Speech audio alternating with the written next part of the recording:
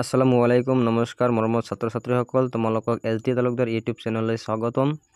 তোমালোকৰ মাজত আজি লৈ আহিছোঁ অতি গুৰুত্বপূৰ্ণ ইম্পৰ্টেণ্ট ক্লাছ, যিটো নাকি আসাম বোৰ্ডৰ নৱম শ্ৰেণীৰ ভূগোল খণ্ডৰ ৪ৰ্থ অধ্যায় অসমৰ ভূগোল।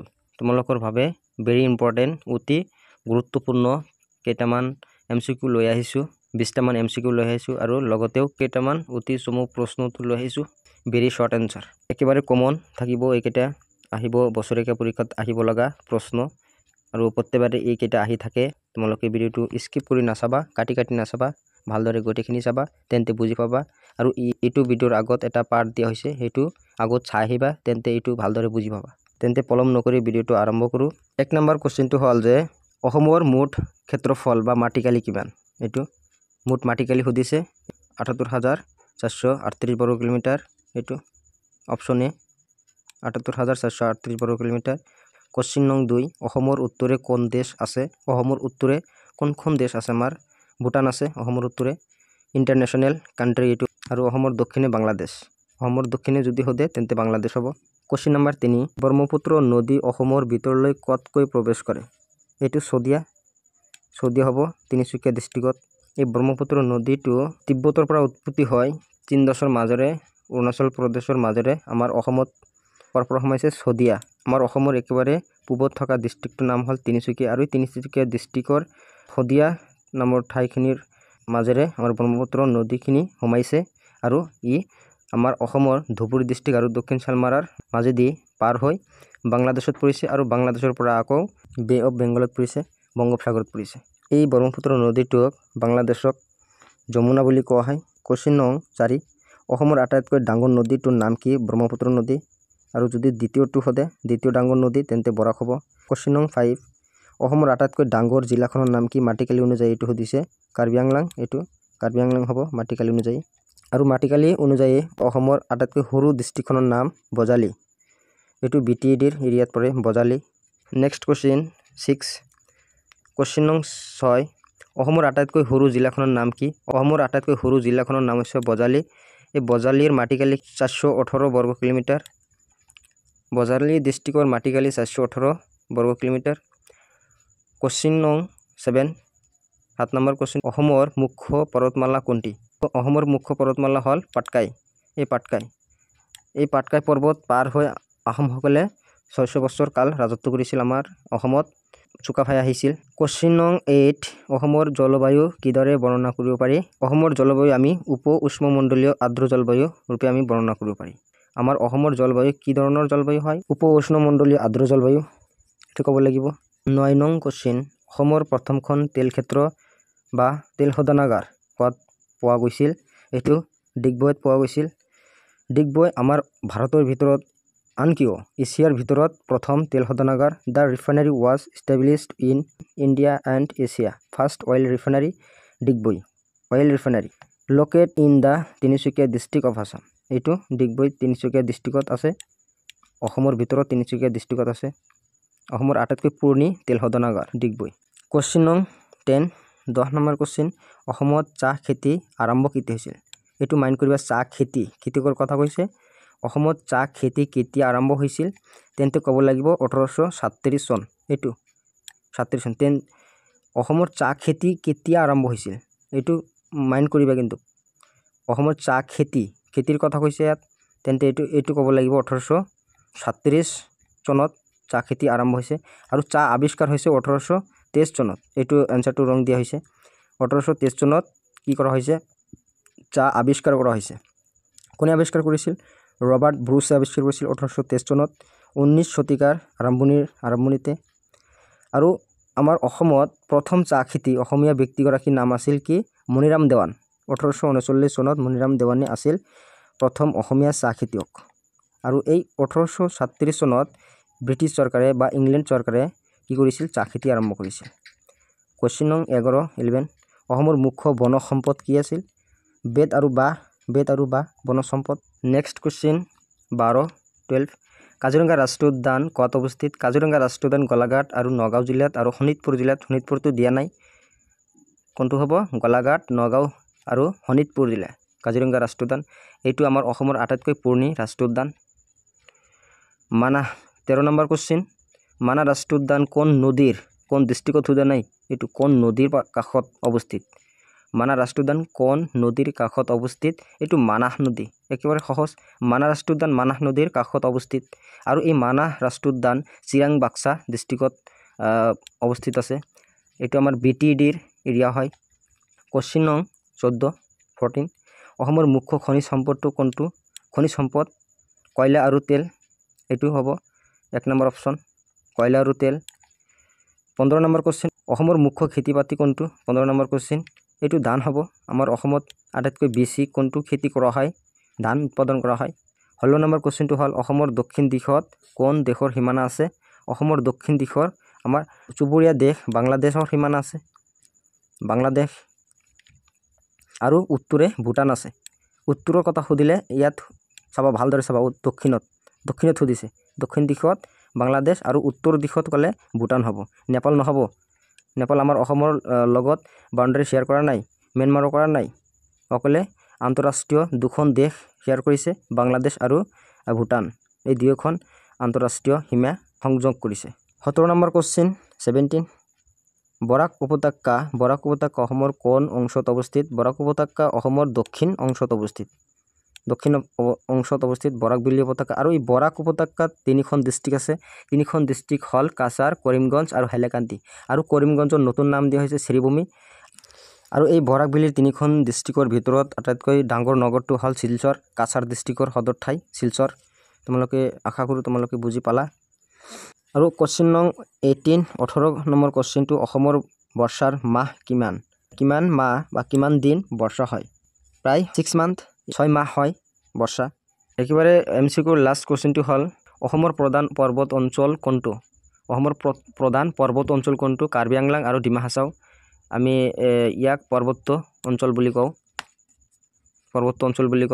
আৰু ডিমা হাছাও ডিষ্ট্ৰিক্টক আমি কি বুলি কওঁ একেবাৰে কম জনসংখ্যা থকা ডিষ্ট্ৰিক্ট বুলি কওঁ ডিমা হাছাও ডিষ্ট্ৰিক্টত আৰু কাৰ্বি আংলাং আমাৰ অসমৰ ভিতৰত আটাইতকৈ মাটিকালি অনুযায়ী আটাইতকৈ ডাঙৰ ডিষ্ট্ৰিক্টখনৰ নাম হ'ল কাৰ্বি আংলাং ডিষ্ট্ৰিক্ট বুজি পালা আৰু ইয়াত কেইটামান তোমালোকৰ কাৰণে অতি চমুকৈ গুৰুত্বপূৰ্ণ কেইটামান শৰ্ট কোশ্চিন লৈ আহিছোঁ তোমালোকে এইকেইটা ইম্পৰ্টেণ্ট আছে তোমালোকে পঢ়িলে ভাল হ'ব পৰীক্ষাত সহায় হ'ব পৰীক্ষাত আহিব পাৰে বা আহি থাকে এইকেইটা তোমালোকৰ বাবে লৈ আহিছোঁ 1 নম্বৰ কোশ্চিনটো কি আছে যে উত্তৰ পূব ভাৰতৰ মাটিকালি অনুসৰি ডাঙৰ আৰু সৰু ৰাজ্যখনৰ নাম কি এইটো হ'ব ডাঙৰ উত্তৰ পূব ইয়াত নৰ্থ ইষ্ট ইণ্ডিয়াৰ কথা কৈছে এইটো নৰ্থ ইষ্ট ইণ্ডিয়া উত্তৰ পূৰ্বাঞ্চলৰ আটাইতকৈ ডাঙৰ ৰাজ্যখনৰ নাম মাটিকালি অনুযায়ী অৰুণাচল প্ৰদেশ আৰু আটাইতকৈ সৰু ত্ৰিপুৰা আমাৰ ছিকিম নহ'ব ছিকিম কিন্তু নৰ্থ ইষ্ট ইণ্ডিয়াৰ ভিতৰত নপৰে নৰ্থ ইষ্ট ইণ্ডিয়াৰ ভিতৰত 7খন ৰাজ্য পৰে ৱেষ্ট বেংগলৰ নপৰে অসমৰ পৰা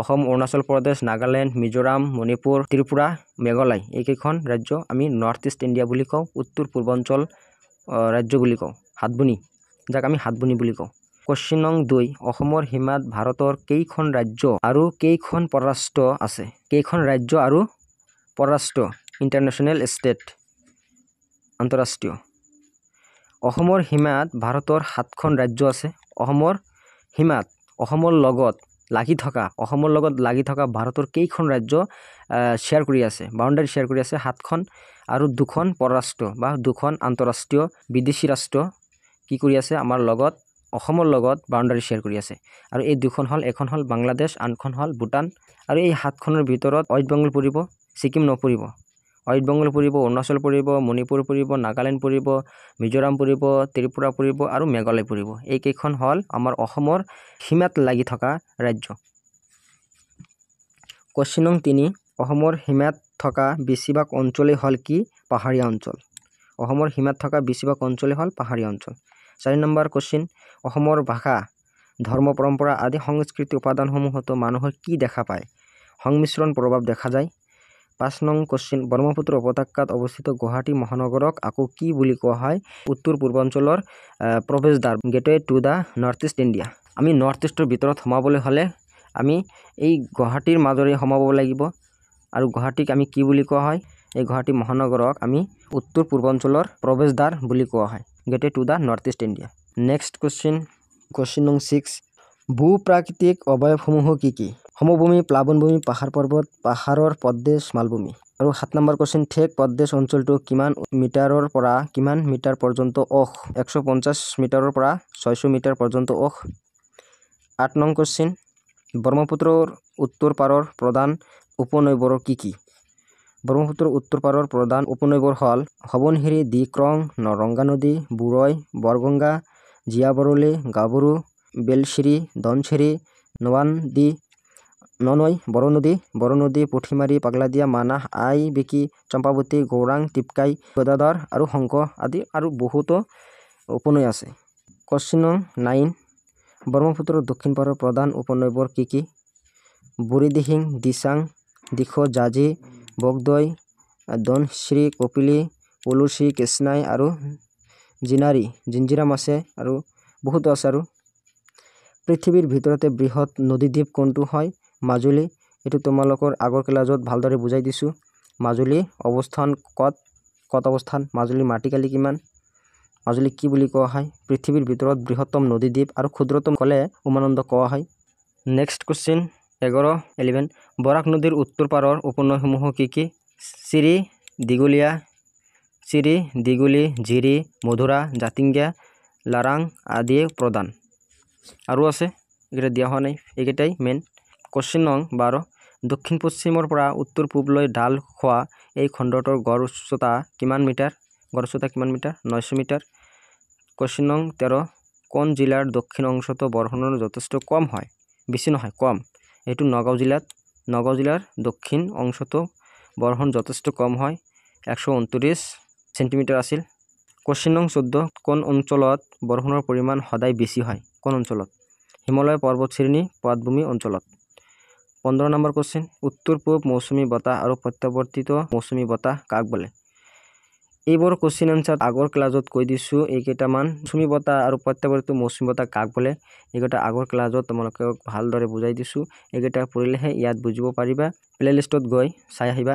উত্তৰ শীতকালত উজনি ব্ৰহ্মপুত্ৰ উপত্যকাত যি বায়ু প্ৰবাহৰ সৃষ্টি হৈ বংগোপসাগৰৰ ফালে প্ৰবাহিত হয় তাকে উত্তৰ পূব মৌচুমী বতাহ বা প্ৰত্যাৱৰ্তিত মৌচুমী বতাহ বোলে। কোশ্চেন নং 16 নগাঁও জিলাৰ লংকা লামডিং অঞ্চলত বছৰি গড় বৰষুণ কিমান সেণ্টিমিটাৰ পৰ্যন্ত হয়? এইটো 119 সেণ্টিমিটাৰ পৰ্যন্ত হয়। 17 নম্বৰ কোশ্চেন অসমত প্ৰধানকৈ 4টা জলবায়ু ঋতু বা কালি চিনাক্ত কৰা হৈছে আৰু সেইকেইটা কি? 1 নম্বৰ হ'ব প্ৰাক মৌচুমী ঋতু, প্ৰত্যাৱৰ্তিত মৌচুমী ঋতু, শুষ্ক শীতকাল। 4টা ঋতু আছিল। 18 নম্বৰ কোশ্চেন এপ্ৰিল মাহৰ মাজভাগত কি বিহু পালন কৰা হয়? এপ্ৰিল মাহৰ মাজভাগত কি বিহু পালন কৰা হয়? এইটো বহাগ বিহু বা ৰঙালী বিহু। আৰু ৰঙালী বিহুৰ আন এটা নাম বহাগ বিহুৰ আন এটা নাম ৰঙালী বিহু। এইটো ভালদৰে মনত ৰাখিবা। 19 নং কোশ্চেন মৌচুমী কালে অসমৰ প্ৰধান কি খেতি ৰোপণ কৰা হয়? এইটো অসমৰ কি খেতি ৰোপণ কৰা হয়? শালিধান ৰোপণ কৰা হয়। 20 নং কোশ্চেন সাৰুৱা মৃত্তিকা বিশেষকৈ কিহৰ বাবে উপযোগী? কৃষিৰ বাবে উপযোগী। মৃত্তিকা গঠনৰ প্ৰধান কাৰকবোৰ কি? মূল পদাৰ্থ, জলবায়ু, জৈৱিক প্ৰক্ৰিয়া, ভূ-প্ৰকৃতি আৰু সময়। অসমত পোৱা মৃত্তিকাবোৰক কেইটা ভাগত ভাগব পাৰি আৰু কি? মাটিবোৰক 4 ভাগত ভাগব পাৰি। এই অসমৰ মাটিবোৰক কেইটা ভাগত ভাগব পাৰি? 4টা ভাগত ভাগব পাৰি। 1 নম্বৰ হ'ল যে পলসুৱা মৃত্তিকা, গিৰিপথ মৃত্তিকা, পাহাৰীয়া মৃত্তিকা আৰু কংকৰ মৃত্তিকা। এইকেইটা তোমালোকক আগৰ ক্লাছত ভালদৰে বুজাই দিছোঁ, লিখি দিছোঁ, সংজ্ঞাবোৰ লিখি দিছোঁ, তাৰ পৰাই চাই আহিবা। কোশ্চেন নং 23 অসমৰ মৃত্তিকাত সাধাৰণতে কি জৈৱিক পদাৰ্থ আছে? নাইট্ৰজেন থাকে। নাইট্ৰজেন জৈৱিক পদাৰ্থ পোৱা যায়। 24 নং কোশ্চেন ব্ৰহ্মপুত্ৰ আৰু বৰাক উপত্যকাৰ পলসুৱা মাটি বিশেষকৈ কিহৰ বাবে উপযোগী? এইটো খাদ্যশস্য উৎপাদনৰ বাবে বিশেষ উপযোগী। কোশ্চেন নং 25 অসমৰ অৰণ্য কেইটা ভাগত ভাগব পাৰি আৰু কি? অসমত অৰণ্য 5টা ভাগত ভাগব পাৰি। ক্ৰান্তীয় চিৰসেউজীয়া অৰণ্য, ক্ৰান্তীয় অৰ্ধ চিৰসেউজীয়া অৰণ্য, ক্ৰান্তীয় অৰ্ধ পৰ্ণপাতী অৰণ্য আৰু নৈপৰীয়া অৰণ্য আৰু ক্ৰান্তীয় শুষ্ক বা শুকান পৰ্ণপাতী অৰণ্য। এই 5টা ভাগত ভাগব পাৰি। আৰু এই কেইটাৰ ভাগৰ কেইটামান সংজ্ঞা দিয়া হৈছে আগৰ ভিডিঅ'ত, তোমালোকে চাই বুজি ল'বা। প্লেলিষ্টত গৈ চাবা। কোশ্চেন নং 26 সাধাৰণতে চিৰসেউজীয়া অৰণ্য কেইতৰফীয়া হোৱাটো পৰিলক্ষিত হয়?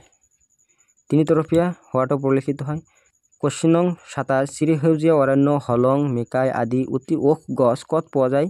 আমাৰ অসমত পোৱা যায় এইবোৰ। 28 নং কোশ্চেন অৰ্ধ চিৰসেউজীয়া অৰণ্য প্ৰধান গছ-গছনিবোৰ কি?